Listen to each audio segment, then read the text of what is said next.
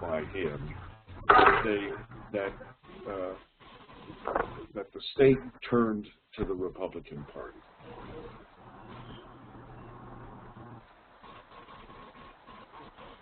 So, Professor Lero, I have to ask you: do you own a pair of boots or two handguns?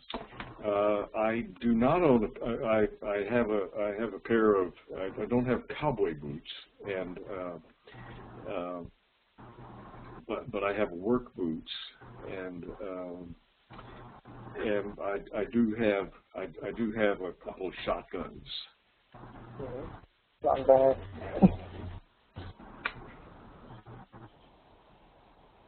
Wonderful. The other topic we wanted to spend some time talking about today before you all begin to report to us was to move from the idea of Texans to the idea of gender. What sort of stereotypes do we have about the roles of men and women in society?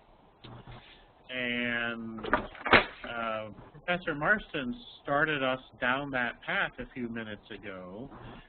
She said she and her husband were doing some tasks around the house. Professor Marston, do you and your husband divide your tasks up by some of the traditional role models of men and women? Yes, we do, to a certain extent. Although my husband does the grocery shopping, and we share snow shoveling duty. Ah, interesting. But shoveling snow is a man's job, and it's only that I like doing it. But I do all of the cooking, and I don't like cleaning house, so we hire a house cleaner because he doesn't like cleaning house either. But what about at your house? Well, at my house, I do all the shopping, most of it, the food shopping, and I do probably the majority of the cooking, but I don't think my cooking is as extensive as Professor Lero. Professor Lero, you're the primary cook at your house, are you not? That's true. I do the cooking and the shopping, and those are contrary to my role. I do the gardening and the outside work, and that's consistent with my role. My wife does the laundry, and that's consistent with her role. And like Professor Marston, neither of us like to do housework, and we have some help for that.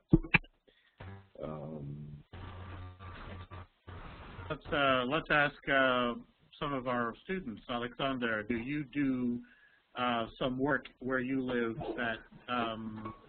How is the work divided up amongst the genders in your household? Who does the shopping and who does the cleaning, for example, and cooking? So the shopping is on all of our family members. So me, my mother, and my father, we all together sit in the car, go to the supermarket, and buy all the food for the week or for 2 weeks. Because sometimes it's too heavy even for us too to carry all the things we need. Then about the if we talk about washing the dishes, sometimes I do this, sometimes my father, sometimes my mother, sometimes my granny. So I don't think that's someone. So very few divisions by roles. Yes. Nearly everybody pitches in with the good phrase we use. And we don't do the cleaning. We hire a woman to do this for us because sometimes we don't even have time for this because I go to the university, and my parents go to work, and after work they're very tired.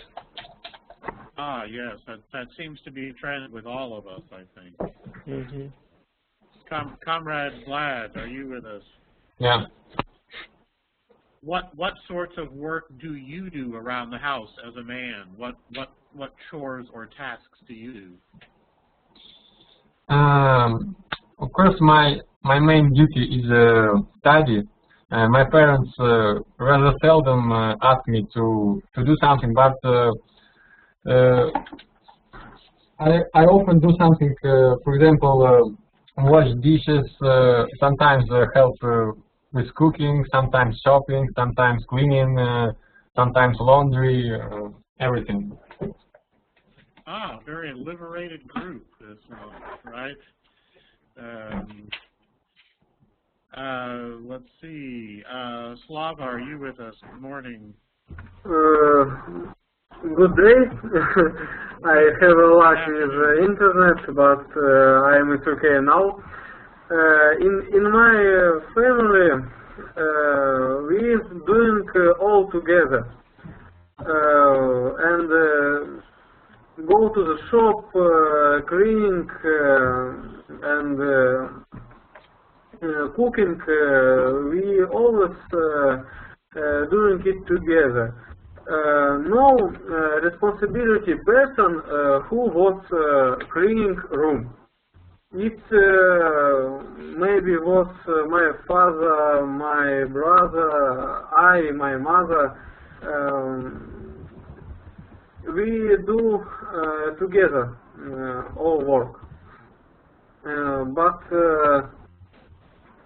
for example, I am now live alone, and I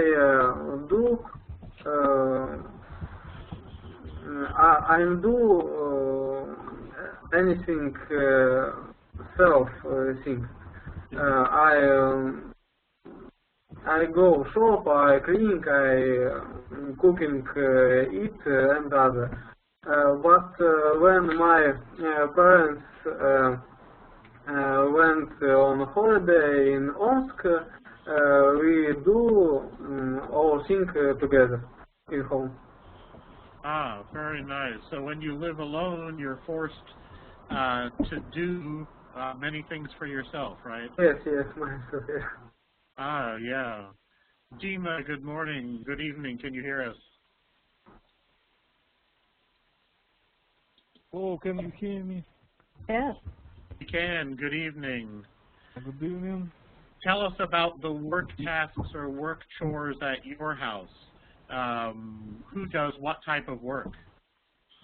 I do all kinds of work in my house, but I don't like to do it. That's another question. An important point, yes. So. And so do you cook and do you clean, Dima? No, sometimes I cook, but and no, it's necessary to clean to clean room flat, but I don't like to do it. No, I understand. And I will tell you, I have had the wonderful food cooked by both Professor Marston and Professor Lero.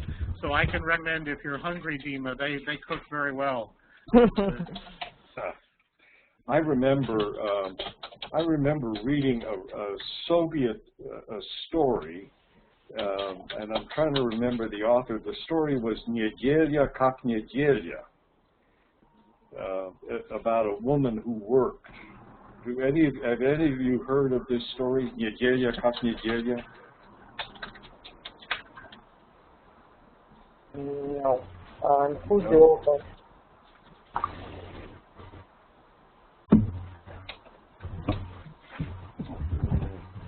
That sounds like a Wikipedia question. Well, that is a Wikipedia question.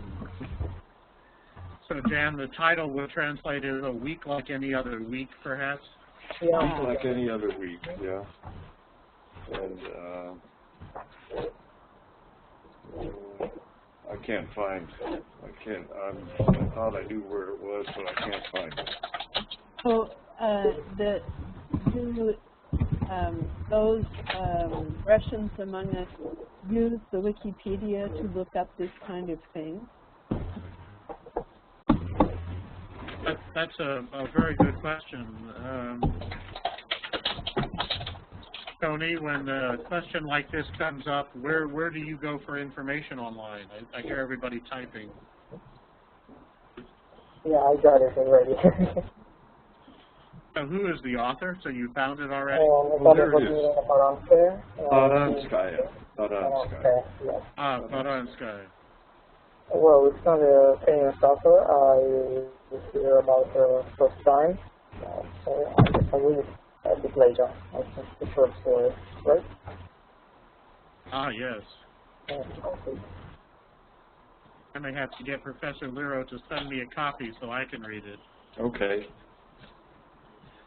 Well, there's a chart on the screen that was part of the new research study that we mentioned. I think we sent you the link in your homework this week. This is some new research from the Pew Research firm, sometimes called the Pew Research Trust. And this is a very respected source of information about the United States. So if you ever want to go to learn something about people's views or look for how their lives are shaped, it is a polling firm. But it's very respected and very trusted for how Americans learn about themselves. And this was a survey they did in the past few months about fathers and mothers, because nowhere is the role of gender is more important than in raising children. So if you look at the chart, why don't I ask some of our Russian students to help us interpret the chart. Tony, you're still on the screen. Do you want to start off? What is your first impression as you're looking at this chart? What statistic caught your eye? Oh, well, on this graphic we can see how much time the parents, each of them, spend with their kids. As far as I can understand, yeah. And it's almost equal to my surprise, yeah. So it's not surprising, did you say, right? No, it's not, well, for USA, maybe it's not surprising. But I would be surprised if this would be so in Russia. Yeah, so for child care, you were looking at the top band. The average mother will spend 12 hours a week doing child care. Now, this was for mothers and fathers who both work. Mm-hmm. And the average father spends 7. And then you said, Tony, that's about true in Russia as well. That is also a true statement in Russia? I would say that fathers spend much less time in Russia with their kids because they have to work. Women are usually housewives.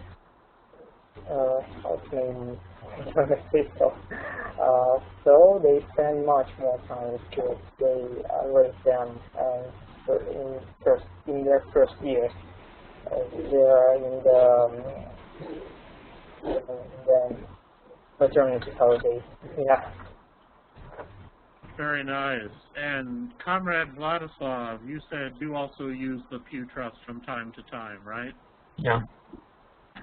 Looking at this same graphic, Vlad, Mm-hmm. what could you say about housework among the genders? How would you interpret that?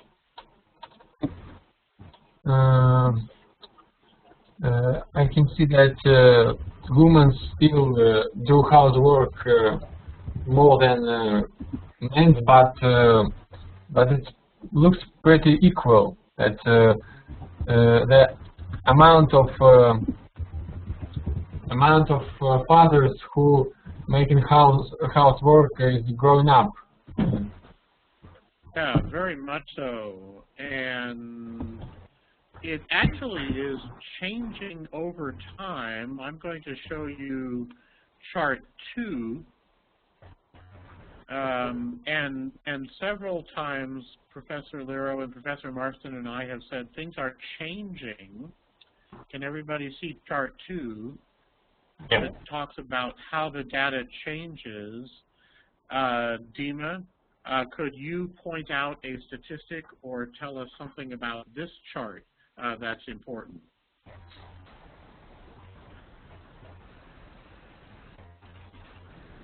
Last 50 years,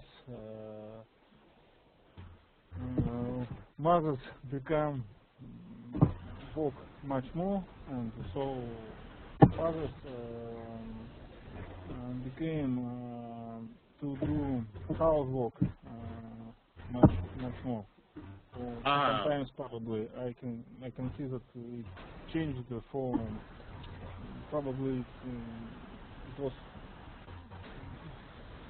changed in 2 times. As I can see, 100%. Yeah, very much so. So you're saying, and you're exactly correct, as mothers go to work more often, and I think either Tony or Vlad said, yes, very frequently households need and require 2 incomes. Somebody has to do the housework. And so the men are picking up the housework, and I think it's fair to say the men are picking up some more of the child care as well. In the news report that the American Public Media news report link that you had, the reporter there said that men were no longer the sole breadwinners of the family. I put that word in the chat box, breadwinner. Wonderful word. Vlad, what is a breadwinner? What do you think a breadwinner is based on it?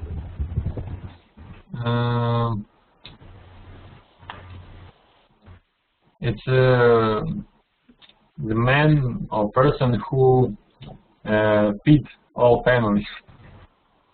Yeah. Uh-huh.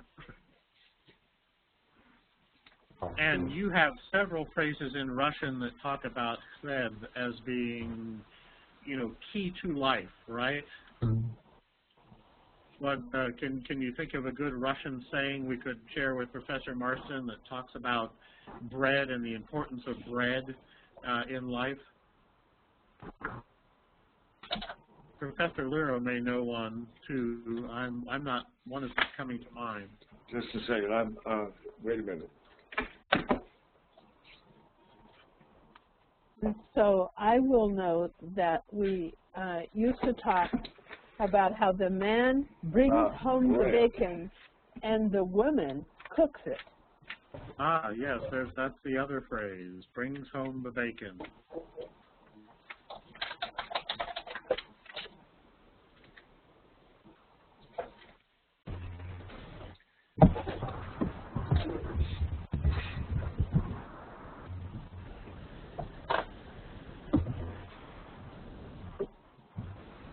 Professor Liro, are you on the hunt for a good phrase with bread? Here's one. Едешь на день, хлеба бери на неделю. Едешь на день, хлеба бери на неделю. And how would we interpret that for Professor Marston? Somebody explain that for Professor Marston.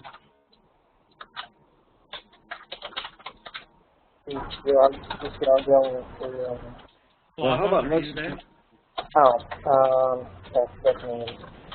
Well, how about just a translation, and then maybe you could explain what the point of this is. The direct translation would be, if you are going on this in a day with bread for a week advance. Yeah. Mm-hmm. What does that mean? Means that you understand that you have to work less but more efficient.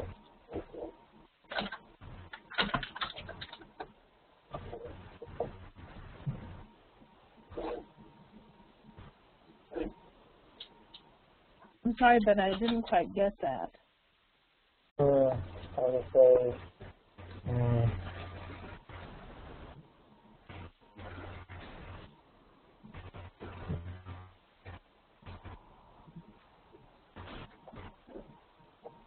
Едешь на день, хлеба бери на неделю.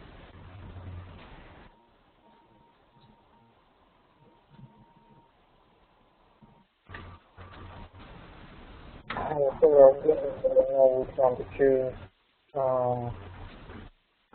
Guess I haven't crossed that proverb. So,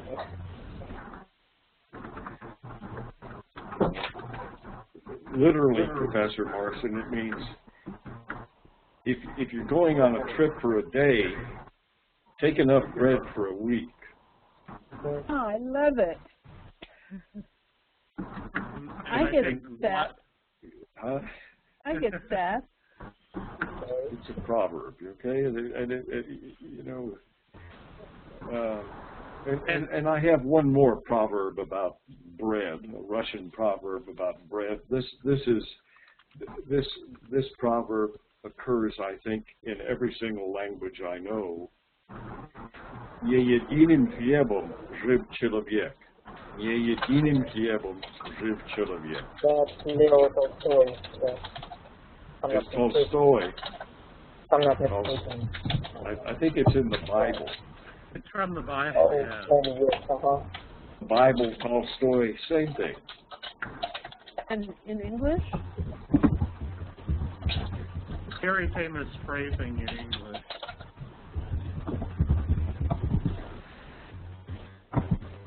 Can you share it with me? Someone, gentlemen, how about How would translation you for translate Professor that? Marston?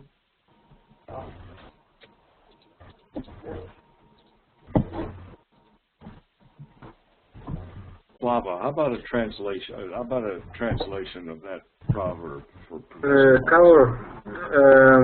Не единым хлебом жив человек, yes? Yeah. Yeah. Not by bread, a live man, maybe. Okay, now how about good English? Not, And be very poetic. There's a poetic phrasing.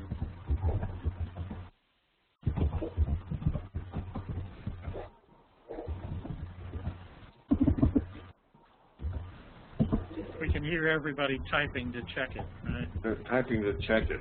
Dima, do you have the answer to that? What is the question? How would we translate the хлебом единым жив человек?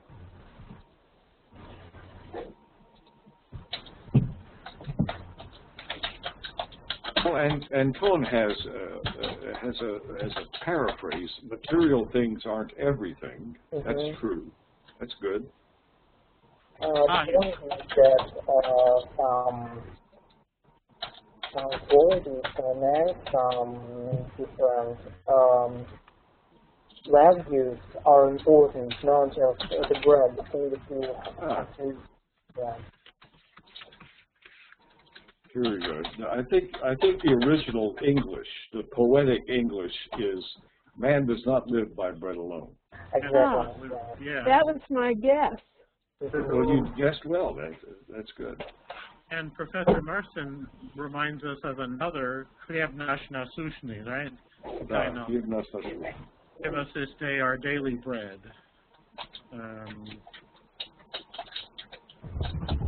Well, before we ask our Russians to report a little bit, I thought we would share some comedy about gender roles.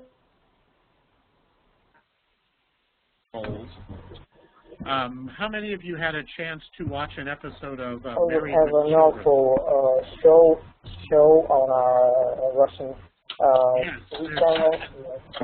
and there's a wonderful Russian version of it. But I know the original show is much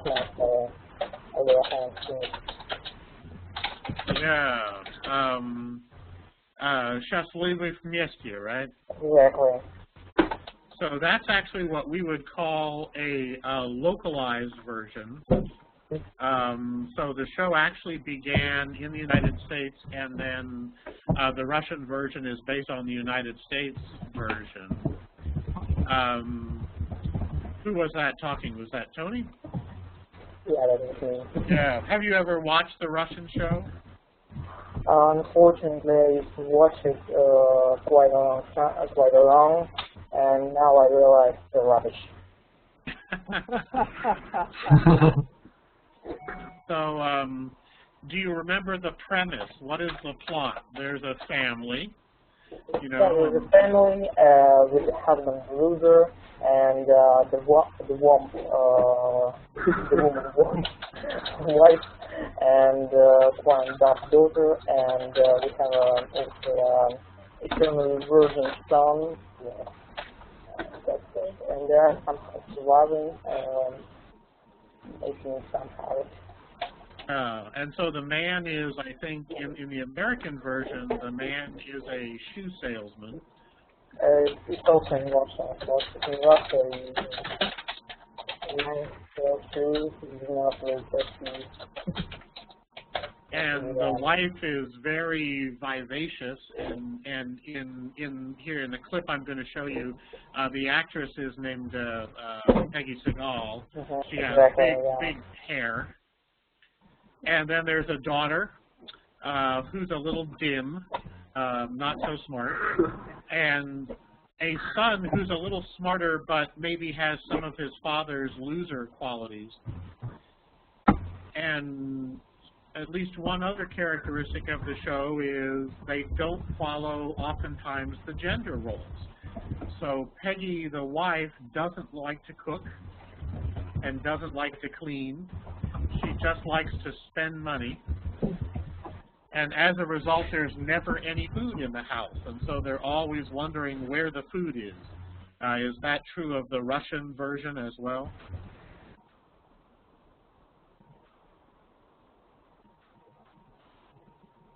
Is that a plot, Tony? Is that also true in the Russian show? I don't remember every episode. Ah. Quite long ago. Yeah. Long ago. Okay. Well, I will play a clip and let you see it. Now they speak very quickly, but you'll begin to see some of the interchange in the English version. The husband comes home and there's no food, and the daughter won't help him get some food, so they begin to crawl around on the floor of the kitchen looking for food. And the wife comes home, and she's not been cooking, she's been shopping. And they make comedy out of it. So I'll go ahead and play the clip here, and hopefully it will begin to help us make fun of some of these stereotypes.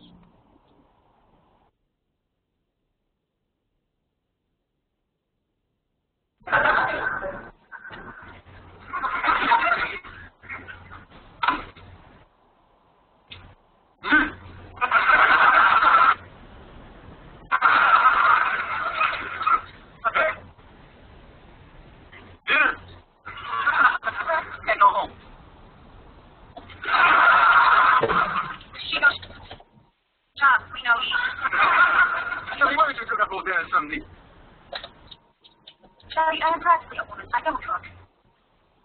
Why do you do what I do when I get hungry? Get a date. And split your skirt up your chin. What deal, Dave? How do you eat? Well, just like the proud Indian, I run a little blend. Let me see what I mean.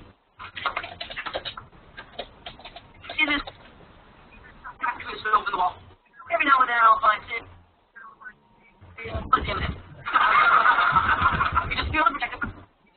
Cody, you've got a nice little dose of silk carbohydrates. You go. Go with a couple shells. Makes a hearty vegetable soup. Well, then I'll get the hanger and a little piece of gum and the hunting we will go. Oh, hi, Kelly. Will you help me hide things before your father? I guess home. Oh, hiya. Thanks, Peg. I had a French fry on the hook and you made me drunk. It'll be there tomorrow. You know, I have a bone to pick with you, Al. There wouldn't be any meat on it, would there? No, I am really upset. I went shopping today. Oh, spending here, spending there, to warm up to some serious shopping. Well, just when I was loose and bam, you ran out of money.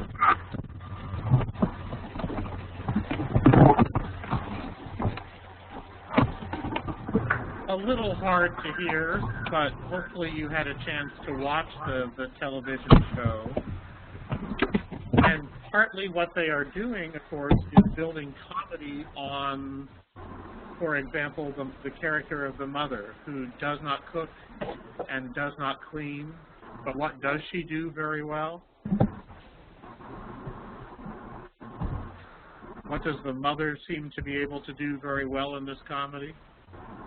Waste the money. Say again, Tony? She's capable of wasting the money, I guess. That's a natural talent. Right. She loves to shop. So the family has no food. Nobody will make the father dinner. But she's out shopping and comes in with her shopping bags after spending. And she's very much a caricature. We've used this word several times. With her big hair and, very much a personality, as we would say. That's a very diplomatic way of saying it. Professor Marston, do you know anybody like Peg Bundy? Oh, yes. I do. And people who work at maintaining that kind of an image, I would say. And I'm willing to bet that Professor Lero knows people in Texas, women in Texas, who have hair like that. Do you not, Professor Lero? In fact, the hair is so stereotypical that it's called big hair. Big hair. And big hair refers not only to the hairdo, to the pichoska, but to the personality type that accompanies that. Someone who's kind of very loud and bright about even ordinary, gushy. That's a good word. Someone who's exceedingly enthusiastic about everything. Oh, the weather is so wonderful. Or the snow is so white and so pure and so refreshing. Gosh, that sounds like me. We've outed you, Professor Marston. And I'm even blonde. Yes. But we're going to have to get the hair up at least another 8-10 inches. And no, I'm through with that look. I used to have it up that high. Well, now is the time that we ask our Russians to present to us. One of your assignments was to go out and conduct a poll and bring some information back from your friends and from your colleagues, maybe through Facebook or Kontakte. Which of our students has had a chance to prepare that? Me. Who was that? Vladislav. Vlad, why don't you talk to us and do a presentation for us, and we will make you the presenter. There you go.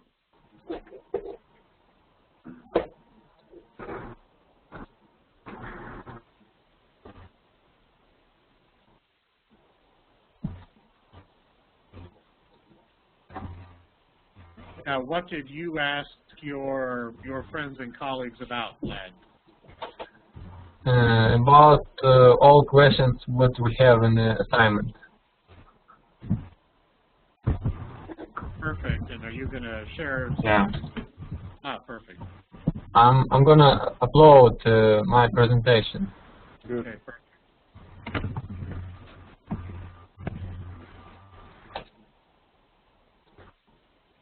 I just summarized the most popular answers in the presentation.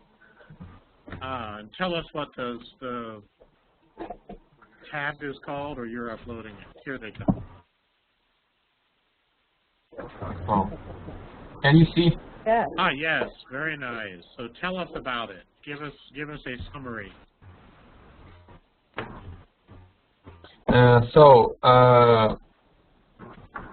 I asked my friends about 15 minutes about these questions.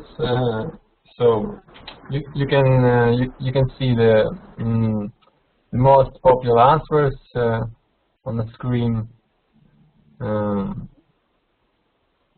So tell us a little bit about this band or act, Pussy Riot. So Professor Marston does not know the background. Tell us a little bit about that. Yeah, it was in the media last year. Everybody talking about it. So a band of girls comes into the church and dance with music, something about Putin. So it was like an act of protest against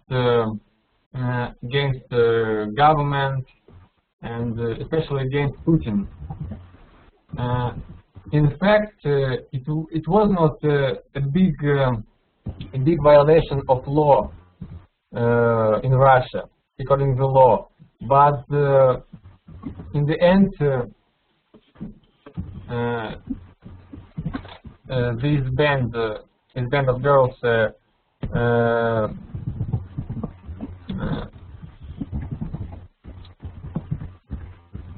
they got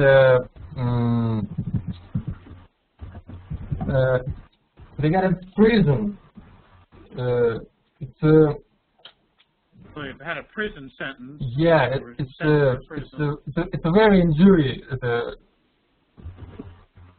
There are three girls. Yeah. Two of them are in prison. Yeah. The two of them who have children, and one of them is not in prison.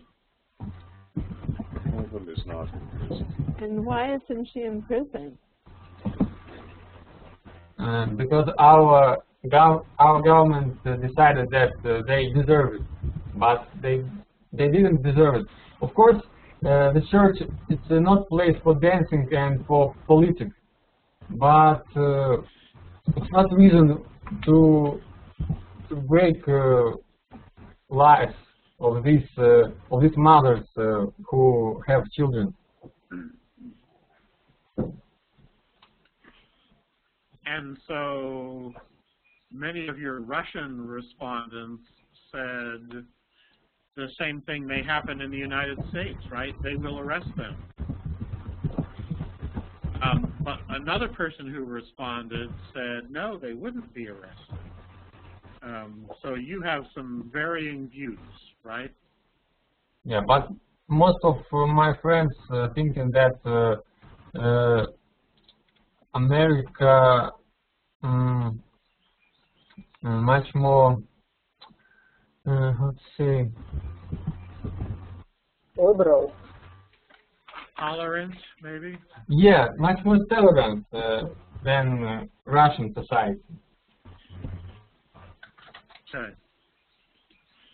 Very nice. Now, did you say you had asked several questions to your colleagues? What kind of questions? Do you have another question or just this one? Oh, yeah. Thanks. About adoption. This is a very interesting topic. Yeah, very interesting topic.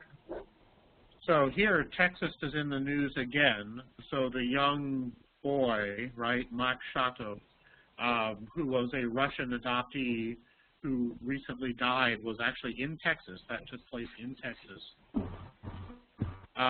So tell us about your question and tell us what the responses were.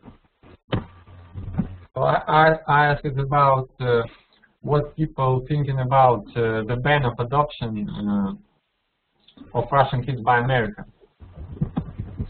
So we have a different meaning about it. So some people support it, some people disagree. But I have my personal opinion. And what is your opinion? Yeah, I think all this story with the ban of adoption, it's like it looks like a cheap performance. It's just because our government really don't think about children.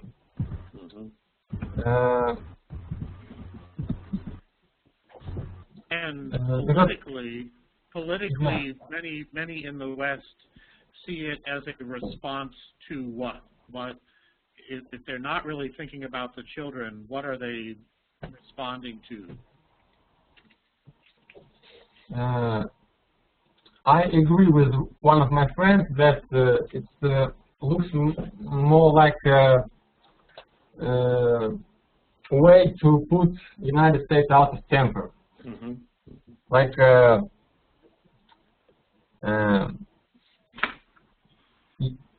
as you know, America signed the law about list of Magnitsky.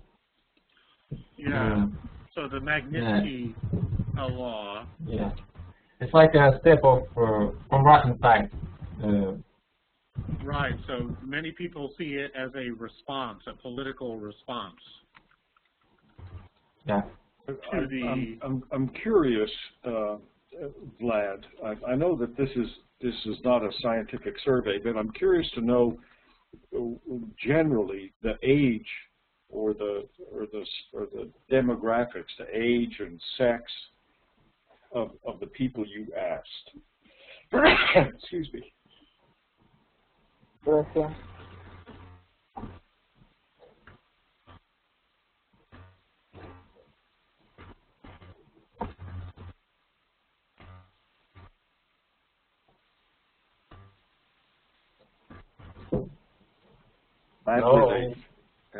Vlad, were they young or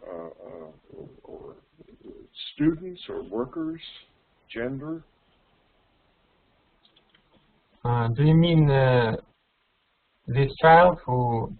The people you surveyed.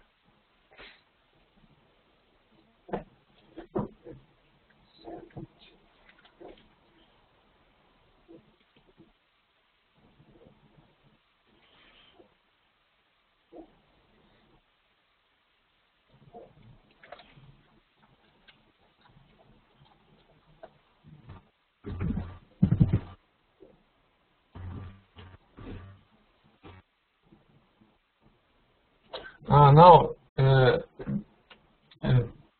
people was approximately the same age as me.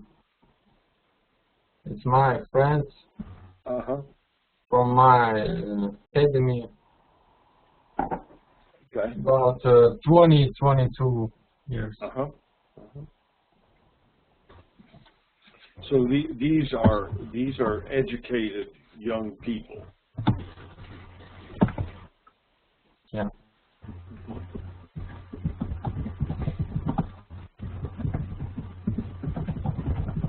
Now, did you have any other questions that you asked them, Vlad? Yeah, of course.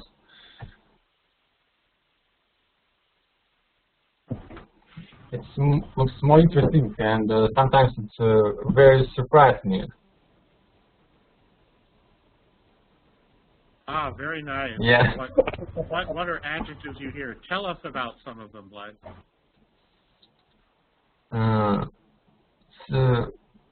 All of this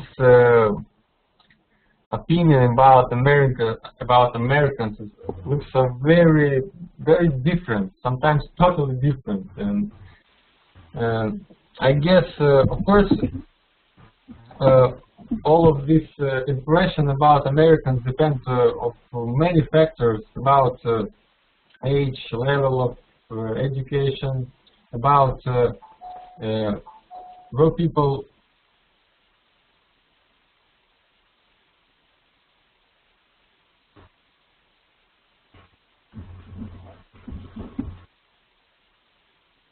Hello? Yep. Are you still with us? Yeah. Okay. So it depends of many factors, as I mentioned, and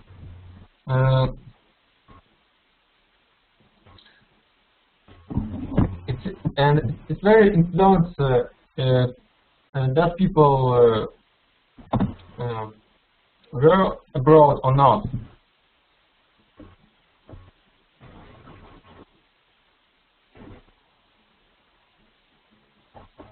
So partly it's dependent on to whether they've had some time abroad or not. Yeah. So if one of your friends had been to America, were they more positive or more negative after that?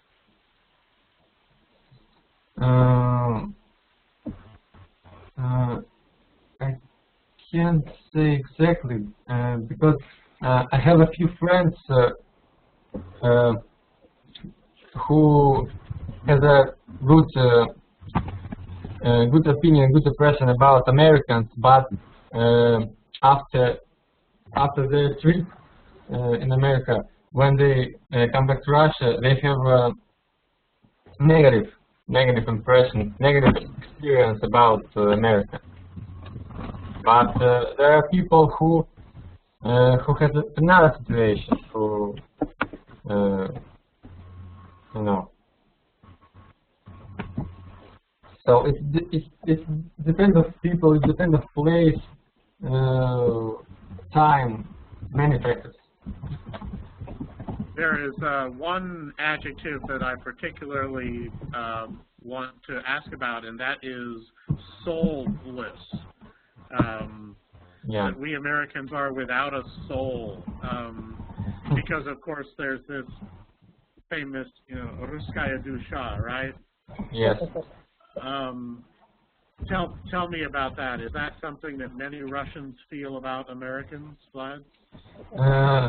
As I understand, some of my friends thinking about that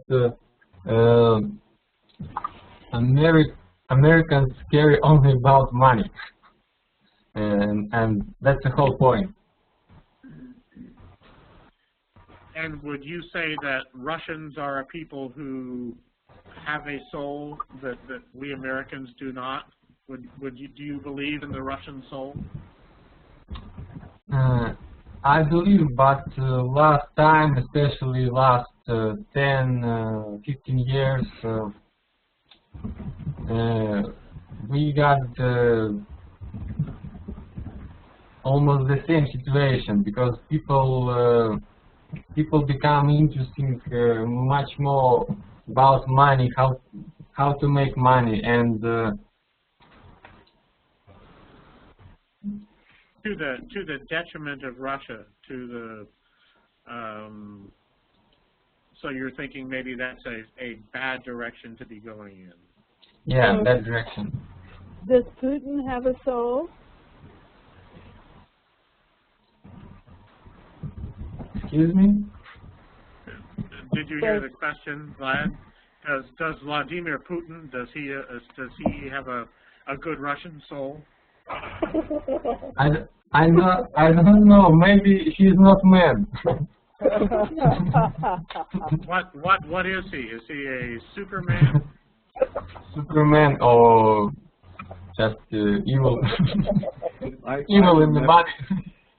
I remember when George W. Bush met Putin, yes. and George W. Bush said, "I looked into his eyes and I could see his soul." That is amazing, because W may not have had one himself. Oh, amen. Amen. Talk about soulless. So, Sasha. Yes. Go ahead. Sasha has written in the chat, let's find out what a soul is, and I think this is an excellent question at this point.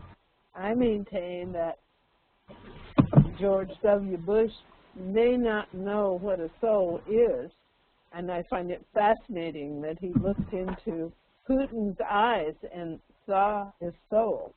Let me give you a little historical footnote. It was 10 years ago today that George W. Bush invaded Iraq. On a lie. What a lie, based on his weapons of mass destruction, evidence of weapons of mass destruction. And the only reason I remember that is that today is St. Joseph's Day. Yeah. It's my day. And I remember being very angry that George Bush would select my day to invade Iraq with trumped up, with manufactured evidence. I'm digressing. Professor Smith. Sasha, we use this phrase Russian soul. Could you explain that a little bit to Professor Marston?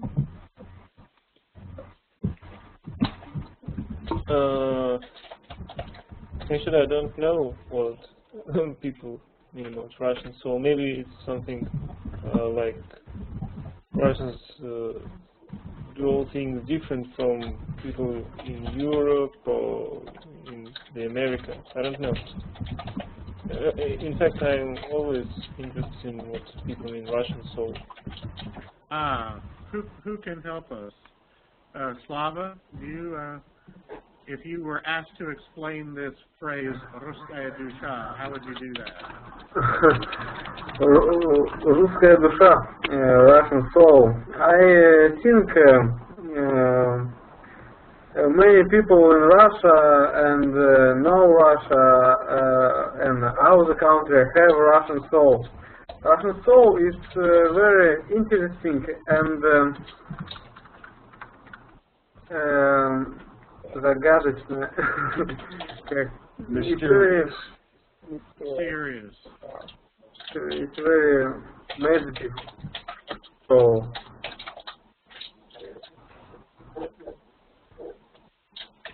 can you describe something that would be part of the Russian soul? So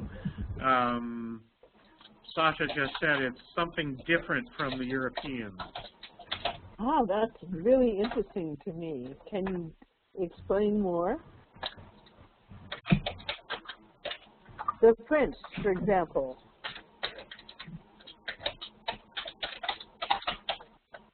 So Professor maybe Marston. no, so maybe it's mentalitет. A mentality. Yes, mentality.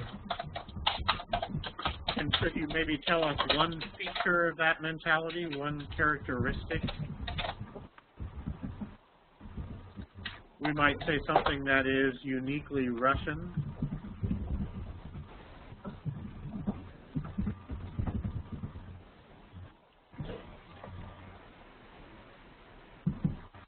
Well, that may be a little bit of homework for you as we think about what we'll do next week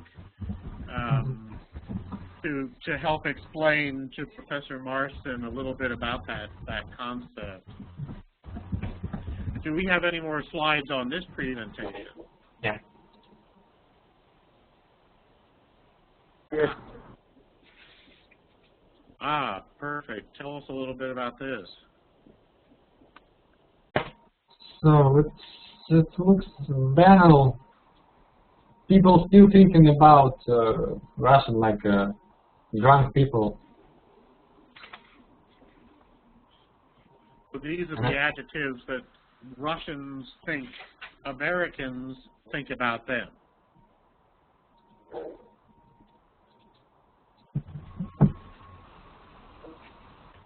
And what do you think of those, Vlad? What do you think when Americans stereotype Russians? How do you react? I really can't judge about it because I'm not American. No, I want to know how you react as a Russian.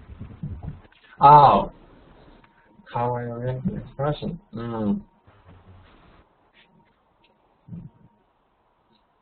So it's based on the most popular stereotypes about Russians, and I'm indifferent to this. And do you want to say that's not true? Yeah, because it's not true, really. especially about alcohol, about vodka.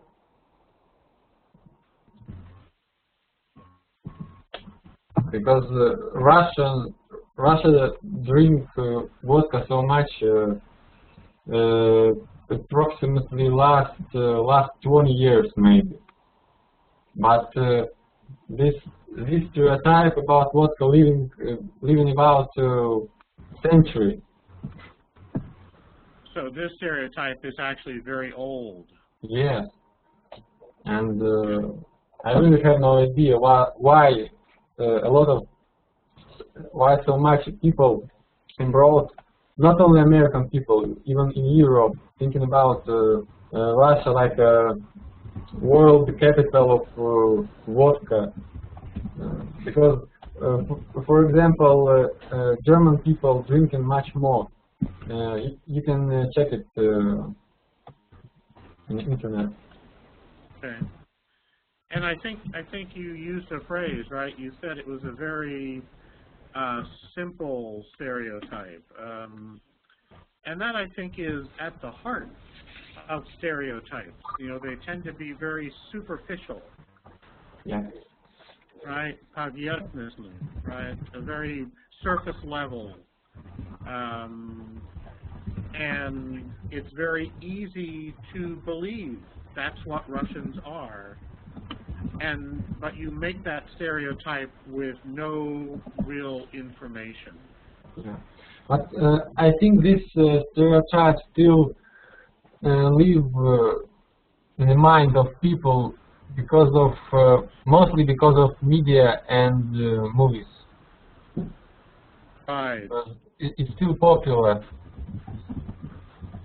And many villains in the movies are Russian, right? You know, it's always, you know, the Russians are evil, and you know, the bad guy in a movie so frequently is Russian. Yeah. Very nice. Do you have any other slides? Yeah, 2 more questions. 2 more. Ah, very nice. Friends or enemies? How, if you could summarize that for us, lad, how would you summarize? So, of course, a lot of opinion, a lot of people, but to my mind, I stand on opinion that you can see it on slide the last. I divided America from point of view political and from point of view society. I really dislike the foreign policy of United States, but I don't mind of people. There are a lot of good people in America, such in any another country. Let me ask some of your fellow students, Dima, which of these views do you hold? What is your view on this question, Dima? About friendship between Russian and Americans. Yeah, which of these views do you have, personally? It's very, very difficult because I think that there are 2 kinds of relations between states, between government, and relations between people, and probably between businessmen. Because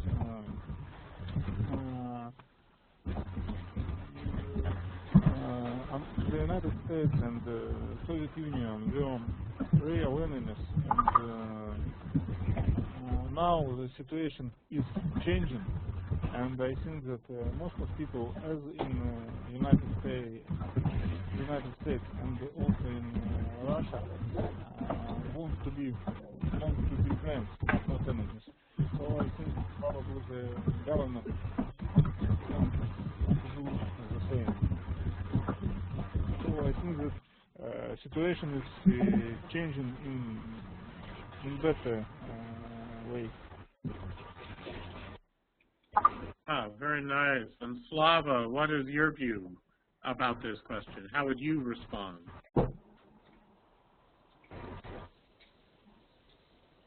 I agree with Dmitry. It's all he says.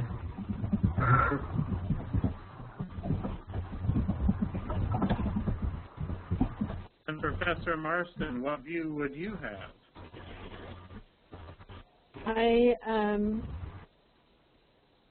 I think it's really a good distinction to make between the relationships between governments or political relationships and private relationships. And I noted Tony said that he has a xenophobic friend, and Well, some of them.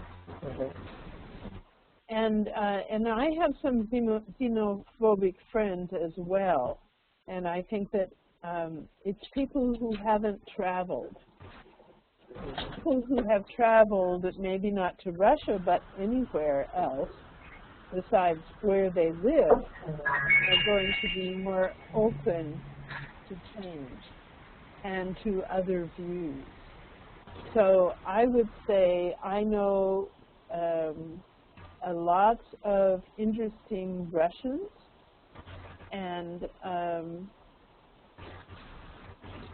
I don't approve of the Russian government, but neither do I approve of the American government. So there you go.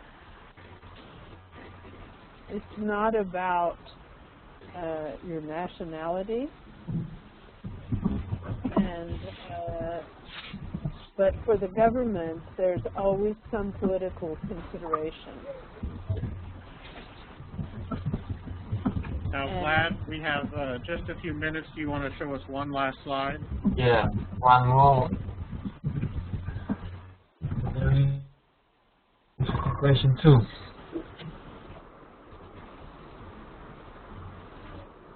Ah, very interesting question. This goes to our gender topic for today. Yeah. So if you had to summarize and give us the summary, Vlad, how did your friends respond?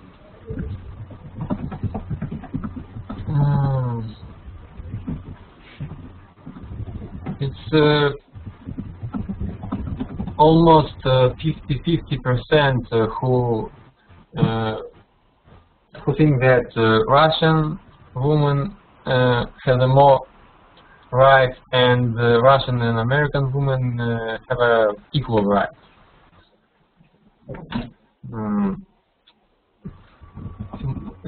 To my mind, it's a kind of difficult question, because, for example, historically, if you know, Russia was the first country in the world which is legally and officially proclaimed the equal rights of men and women. It was in 1917, and I can't evaluate American legal system and compare American with Russia in such questions, but if talking about daily living of Russian women, I guess, I don't know why, but I guess that Russian women feel more freely, and their rights is not limited. So that's my opinion. Very nice. Thank you, Vlad, for the wonderful presentation. And we're out of time. Excellent, yeah. Excellent. So we will start next week with everybody else bringing their presentations with them. So please, hopefully, finish up that part of your work, and then we will continue next week. And we had excellent discussion today. I think we really dug deeply into stereotypes and gender roles. Very good discussion today, ladies and gentlemen. Thank you. Thank you. So we will see everybody next week. If you did not present today, Please come with your presentation next week, and we will see you next Tuesday evening. Gentlemen, thank you very much. Have a good week. Thank you. Have a good week. Thank you. Excellent Thank you. session today.